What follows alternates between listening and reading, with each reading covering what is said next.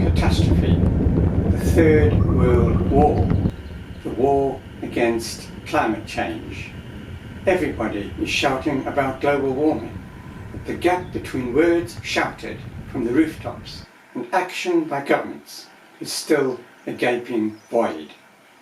Governments are notoriously good at making excuses for doing nothing, and notoriously bad at taking the big decisions which are needed to save our planet. That is why we are in a climate catastrophe. It is a catastrophe because we and our governments, all of the governments of the world, are not prepared to take the emergency action required to re-engineer our economies, to defeat climate change now, not tomorrow or maybe in 30 years' time, when it really will be too little, too late. They, the scientists, are telling us that even if we don't build another coal-fired power station, the world is still on target to warm by at least 3 degrees centigrade by the end of the century, and at the 3 degrees sea level, by the end of the century, or even much sooner, coastal cities around the world will have to be abandoned, which means 700 million people will lose their homes. Do we need any more reasons to be terrified about the future for our civilization? Well, I will give you more reasons. What about this? Even at the 1.5 degrees C, which is where we are now, we are already seeing that the world, not just Australia, from the Arctic to the tropics, is on fire. Hurricanes and typhoons are breaking records for size and destructive power. There is catastrophic flooding on an unprecedented scale. But even small countries like Borneo are encouraging the destruction of their primeval forests, together with hundreds of their animal species, and replacing them with sterile palm oil plantations. Not only are the forests being destroyed, but it is scientifically proven that forests generate rainfall, and continuous forests make rivers of rainfall. Destroy the forests and you create rainfall deserts. Look at Australia now.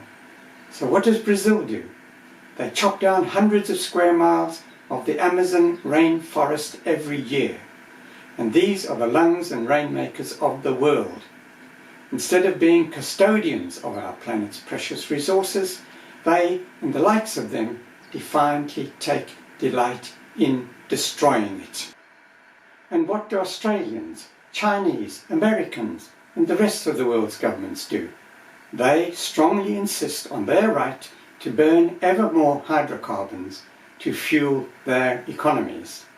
Every nation asserts that it has the right to destroy their bit of the planet, and it is nobody else's business. Well, sorry, but it is our business. It is my business.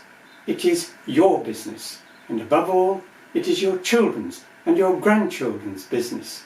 No matter where you are on our small planet, it is your business, because it is our planet that we are all destroying.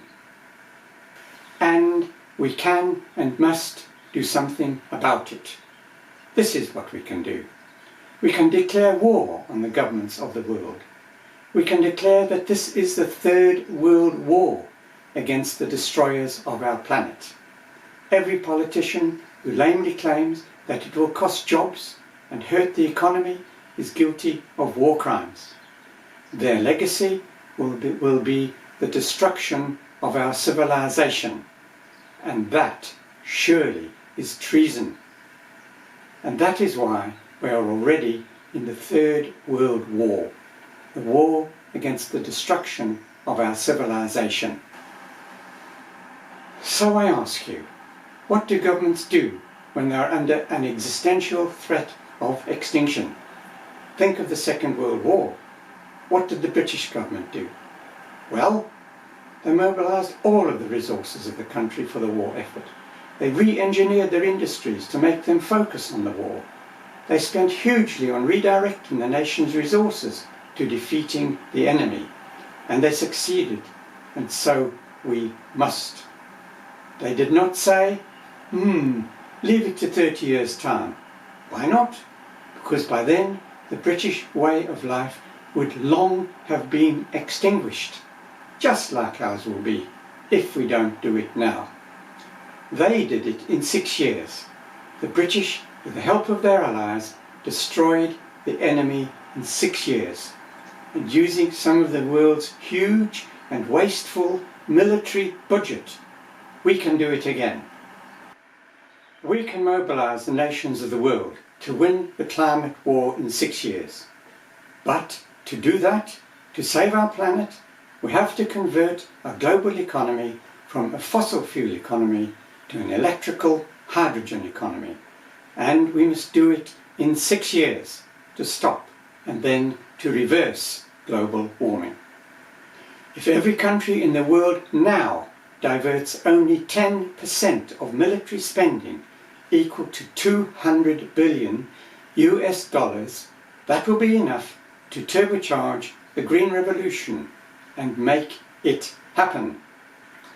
That will be enough money to build sufficient wind turbines in 1 year to provide enough electricity to power every household in the USA. So how can we force governments to take this action now? There is only one answer to this, and that is people power. Governments, even dictatorships, can only stay in power so long as the people, you and I, allow them to. We can change their minds. We can change their minds by marching on every city and town centre and parliament building, and by filling them with people on the first day of every month until they are defeated. By peaceful protest, if we can do it in our millions around the world, together on the first day of every month, we shall win the Third World War. Failure is not an option.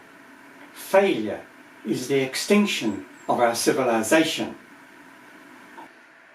Thank you for watching my video, and if you support this campaign, please spread the word, especially into places like China and other closed societies, so that we can all act together and get the countries of the world to act together to achieve our victory. And I would also appreciate if you would subscribe to me or give me a like. Thank you.